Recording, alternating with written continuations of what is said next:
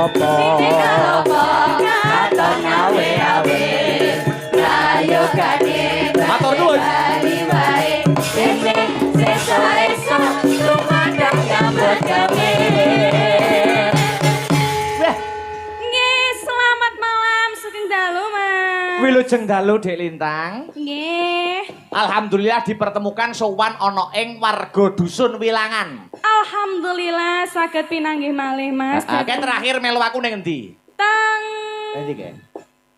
Nganjuk. Pundi? Kaliula. Kaliula. Nggih, Kaliula. Saiki dipertemukan dengan acara yang sama yaitu bersih dusun. Bersih dusun. Alhamdulillah. Yuk salam-salam dulu Dik Lintang. Nggih, saderengipun ngaturaken sugeng dalu kagem sedaya warga masyarakat dusun Wilangan lan Bapak Desa. Bapak Carik. Bapak Carik, wonten Bapak Carik nggih? Wonten. Bapak Kepala Desa nggih rawuh. Anu no ibu no. Bapak Ibu Kepala Desa nggih rawuh. Bapak Camat nggih? Rawuh. Rawuh, ada Bapak Dan Ramil juga, ya. Bapak Kapolsek. Nggih rawuh sugeng dalu Bapak. Ndonga napa di Lintang Kairo di acara warga masyarakat dusun Wilangan yang malam ini mengadakan acara yaitu adalah bersih dusun atau sedekah bumi. Doa apa, harapan apa Dik Lintang? Nggih, semoga sedaya warga masyarakat dusun Wilangan pinaringan kesehatan. Amin. Kabagas kewarasan. Amin. Kawilujengan. Pinaringan rezeki ingkang barokah Mas Dalan. Nembe sepisan mriki nggih sampeyan. Nembe mriki kalih Sanggar Astabrata. Astabrata. Mula perkenalan ini Dik Lintang Kairo, ya. Mesti orang tua itu memberi nama anak itu mesti ada artinya. Dik Lintang apa? Kok iso dijenengke Lintang Kairo itu artinya apa? Lintang itu bintang. Ya. Kairo. Kairo itu apa? Tahu nggak? Nggak tahu. Kairo itu dari bahasa Arab, Mas. Apa? Khairun. Khairun. Khairun. Lho, kowe genah ora kowe. Ya bedaan iso apa ora? Khairun ini apa, Mas Jali?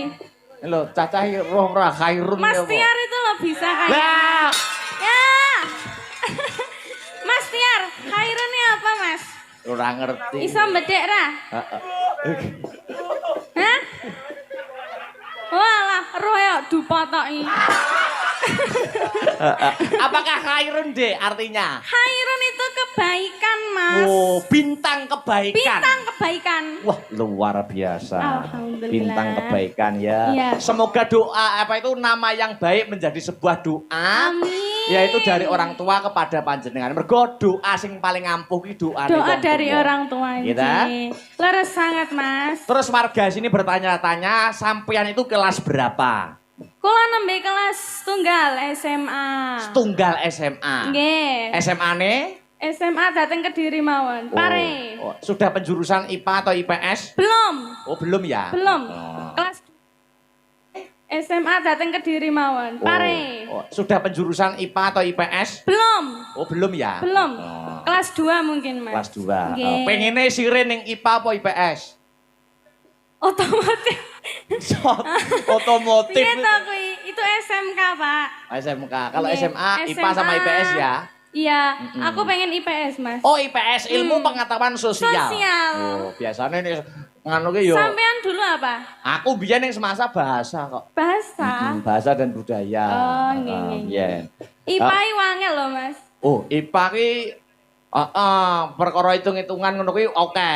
Iya. Kimia, fisika, biologis. Beh, Biologi ya? Kok biologi. Biologi. Ora ya, nganggo biologi. S, Mas. Iya, iya, IPS.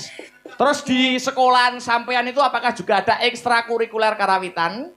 Ada. Ada, sampean kan mesti mengikuti itu. Nggih. Wah. Tapi aku ikut tari, Mas. Oh, malah ora teng karawitane. Mboten. Oh, teng tari. Oh, berarti Nggih. sampean selain sinden juga bisa tari ya? Tapi nembe ajar, Mas. Gue ora apa-apa. Wong jek SMA kelas 1 Nggih, niku tarine barusan nggih masuk. urung pati luwes, Dik. Nggih. Ibaratnya kuda-kuda niku belum kuat. Kuda-kuda. Wis silat loh, Mas. Ayo, maksudnya ki apa nek istilah ning tari kuwi aku ora mudeng. Heeh, tanja. Tanjak. Terus sing Ini- sikile dadi tewi piye, Mas? Hah? Sing sikile dadi tewi loh. Apa kuwi ora roh Kakinya aku? jadi T. Oh iya, engko ben diarai vektor. Iya. Vektor. Bisa, Mas. Wow. Anak-anak sekecil itu. Weh. Vektor wi anu kok Jajal kok, Mas, ngadeg kok, Mas. Aduh kok anu kok. Tiang warga Ini, Tok. masyarakat Wilangan kersane Presal. Rene lho, Mas, kancane aku tuh, Mas. Duet. Heeh. Ayo, Wis sik. bareng ya, Kok Mas? joget sik, serampat sik, serampat. Serampat, sik, serampat, yuk, sik. yuk. Yo. Joget sik ora ketan sak kemperangan, heeh.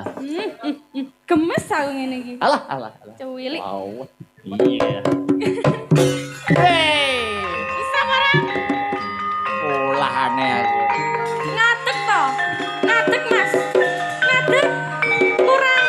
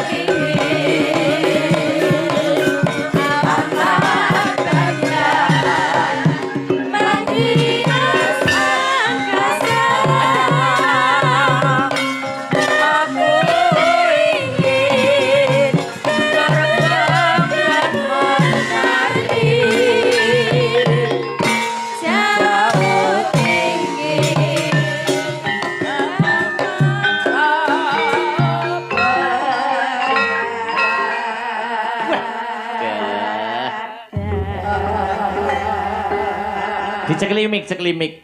Ki iso omong lho ki masane. Mik cilik. Iya.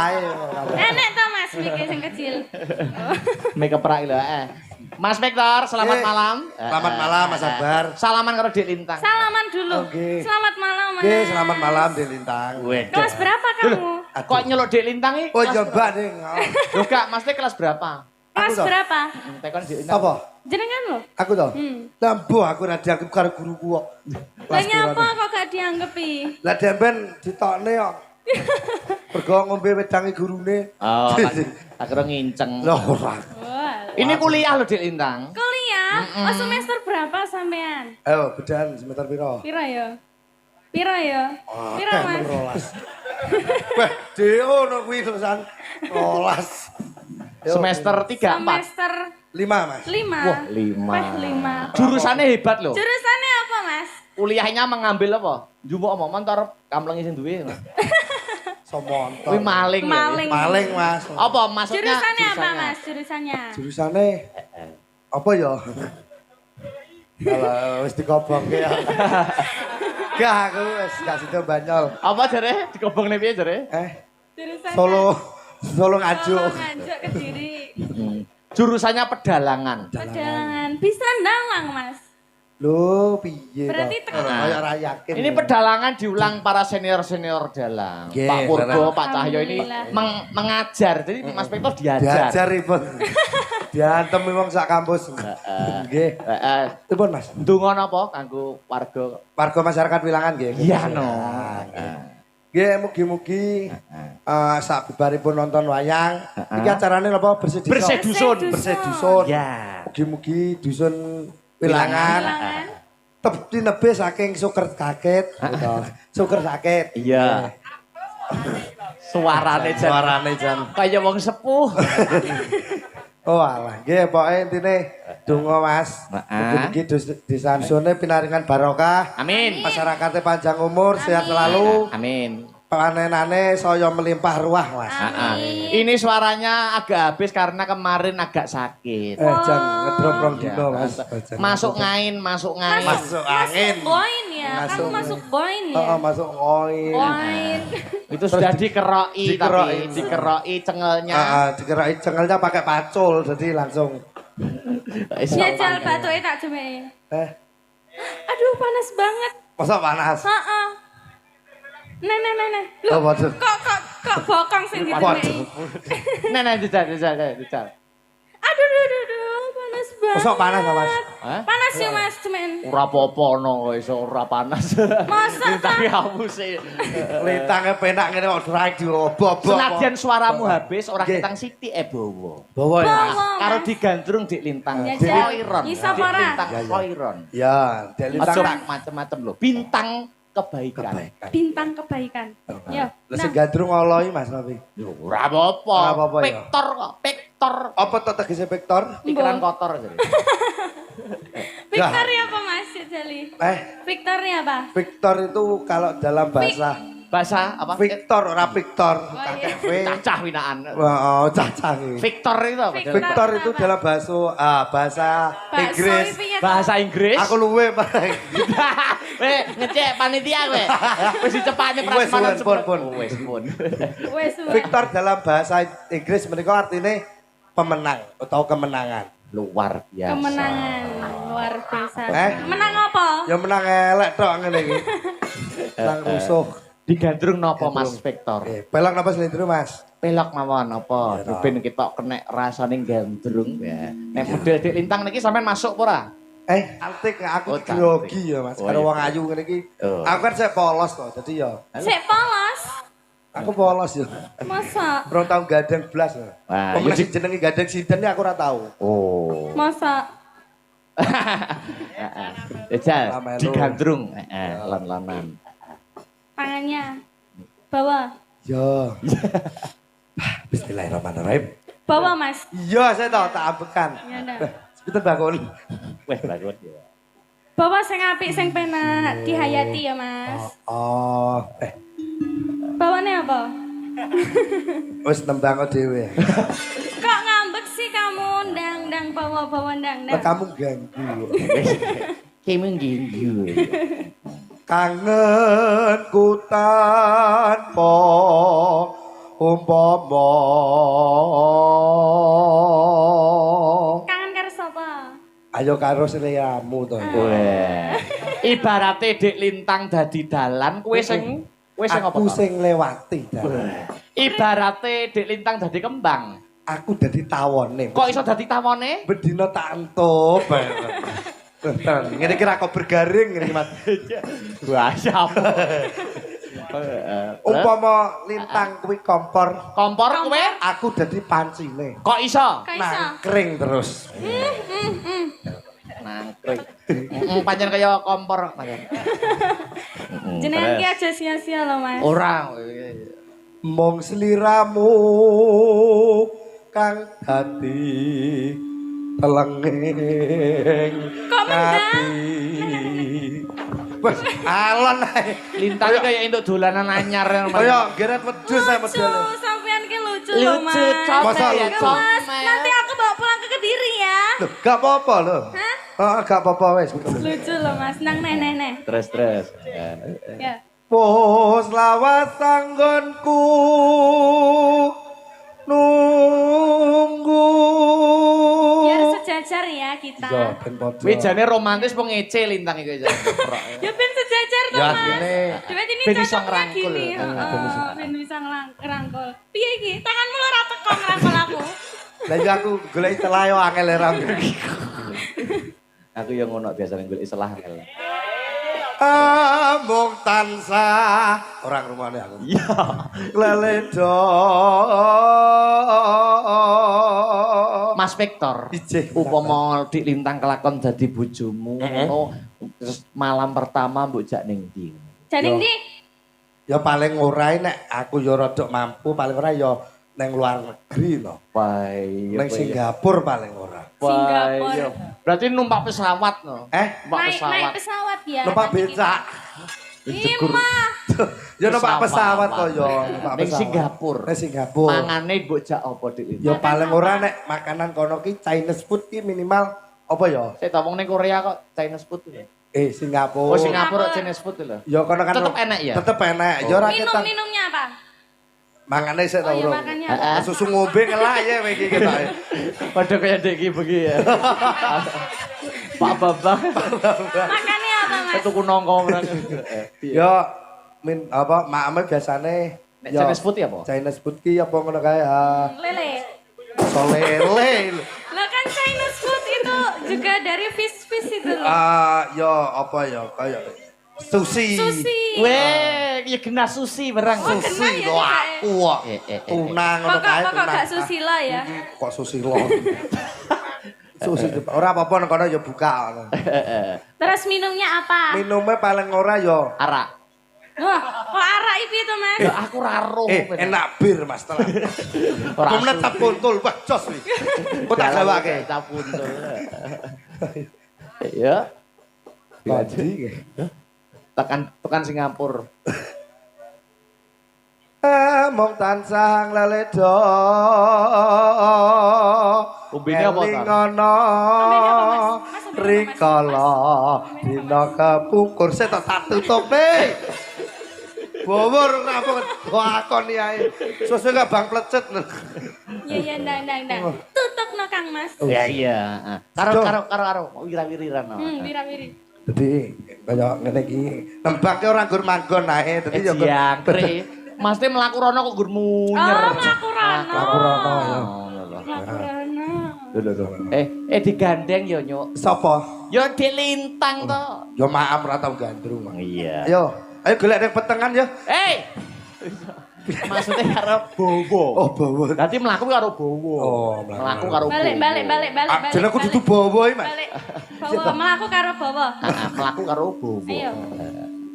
Seliramu nate ngendika jurang iki lho. Matane gandrung kok. Sing wedoke ketake ngangkah patimu. Oh, modele kaya ada jurang juwekakno ngono ae. Terakhir. Tresno lahir terus sing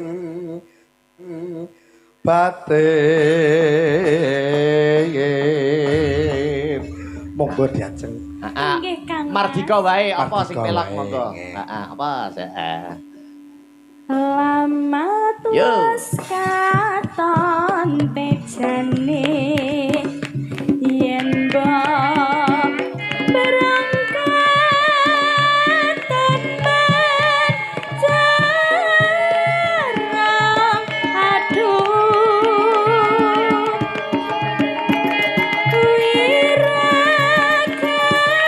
wiragane sinawantan ambos seni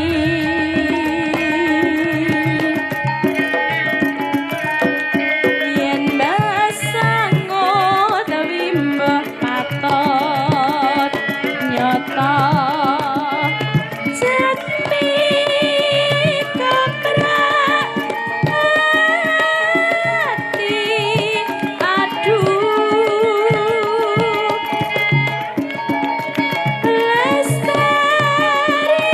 lestariya tanah lir lakinggang sarekma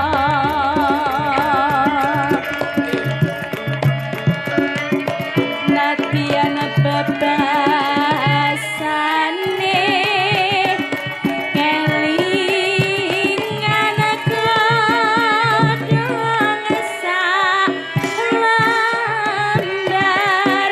kang mas kaya wis kacetan rasa sangeset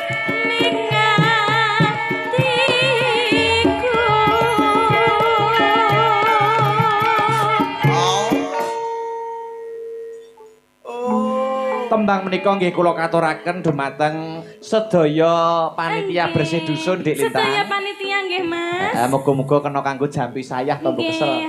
alhamdulillah. Mergo awake dhewe iki seniman. Nggih Mas. Seniman kuwi bertanggung jawab. Harus bertanggung jawab. Nyenengke wong akeh. Nyenengke wong akeh menghibur sedaya marga masyarakat Wilangan. Baik wayangan, baik lagu-lagune. Lagu-lagune. Mergo sing diinteni ya kuwi. Hiburane ya Mas. Nyapa? Nyapa iki? Anu wae rasa wayangan jagongan yang buri ngono kok piye. Lah nyapa kok ya? Wong kene ket mau ngonteni. Wis tajak apik. Lah Gegok. kan alon-alon sik Mas. Ya alon-alon tapi ya ora suwe-suwe kemeng ya ngene. Ya alon-alon ku nek saya arbar nak cepet. Oh, oke, ya. Apik lho Mas. Kena Nggih. nggo pajangan ning kene wis. Loh, Ngono aku ae. nek nganggur jadi patung selamat datang kok karo. Sing bola-bola potong. Yuk. Pacane sarwa asri jeroba tenaga tansah war eman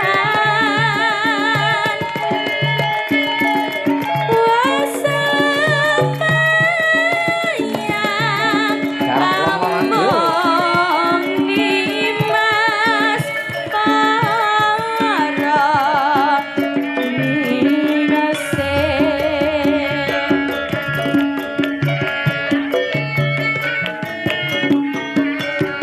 Katur sedaya para perangkating dusun lan sedaya undangan mugi-mugi saged karenan ing penggalih. Bersama Dik Lintang Kairo, Mas Victor.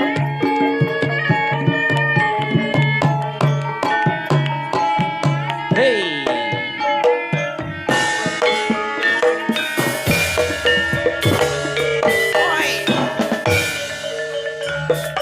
lama tuas katon tejane yen mbok berangkat tanah perang aduh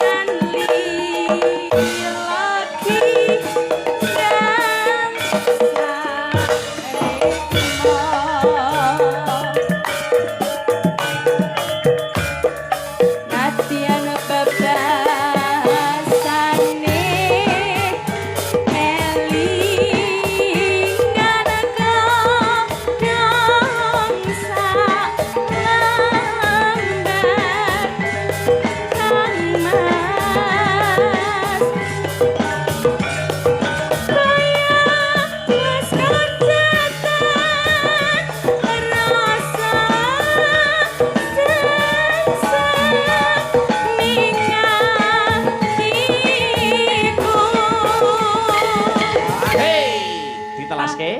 Yuk. Pacani sarawati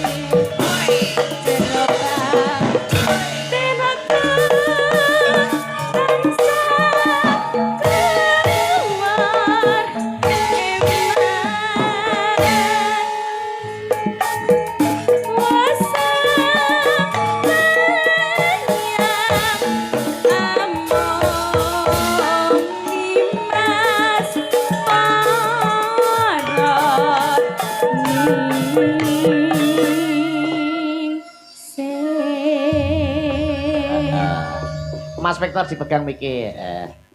Iya Mas Akbar. Dilintang kali Mas Victor. Nggih. Kurang afdol rasanya jika Mas Cari atau Bapak Cari. Oh, Bapak Cari. Oh, nggih. Mboten minggah wonten Monggo pepanggungan. tiap Monggo badhe ngajak sinten nggih monggo. Nah, katuran Anjing. minggah wonten pepanggungan. Monggo Bapak. Mau urung sambutan, urung apa-apa. Oh iya nih Mas Jan. Nah.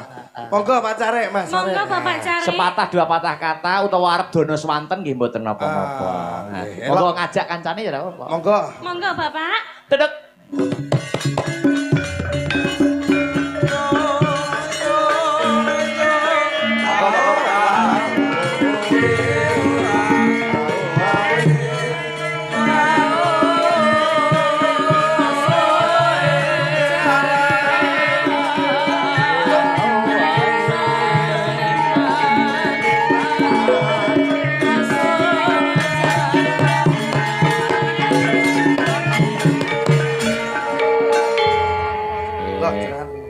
Monggo saking ketua panitia napa Pak Sekdes mbok menawi wonten sepatah dua patah kata ing dalu sak mangke.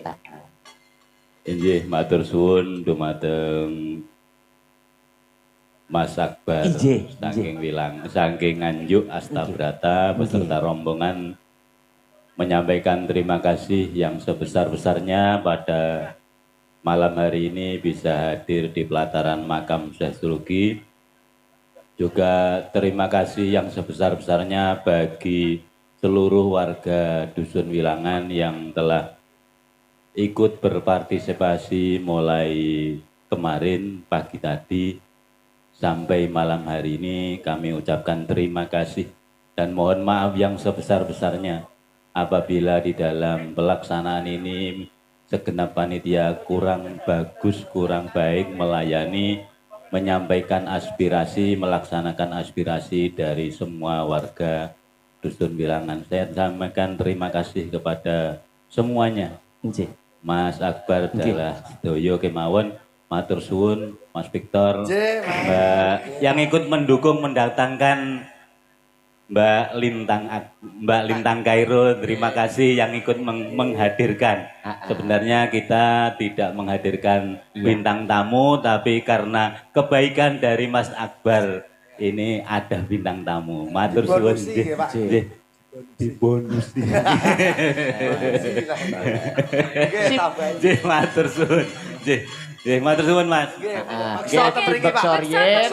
Mengke nek mandap engko ndak Pak Cari melu mudhun kok ora sida lintang asmara. Nah. Pokoke Pak Cari kudu lintang asmara apa. Nggih to. Oke Bapak kalih beksa mungkin. Tayup nih, oh, enak.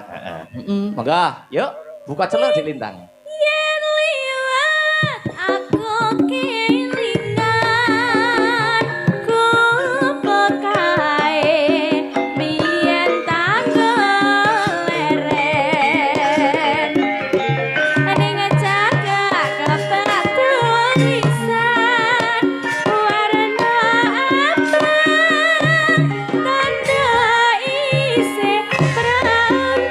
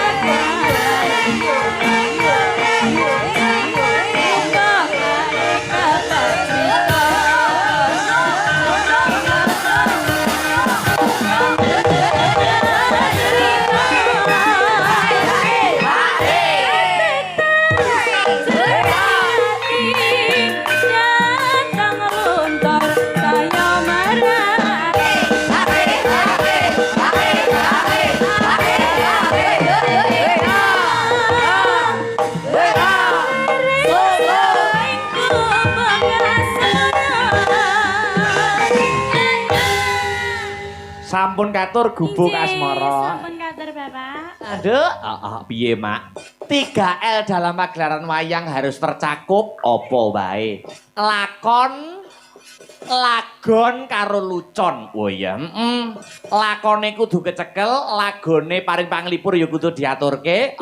Sing pungkasan lucon kanggo hiburan masyarakat. Iya, lakone Wahyu Makutha Rama. Iya, utawa Pepakem Astabrata ditutukne. Ayo tak derekke, Mak. Kuku sing tupa gumelon mangambar selaning krana sumerbak arum gandanya.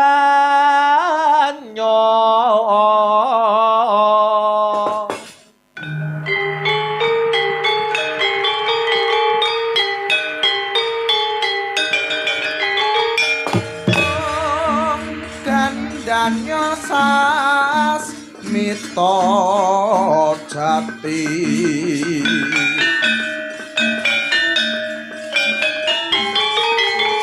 sasmita wang siting dewa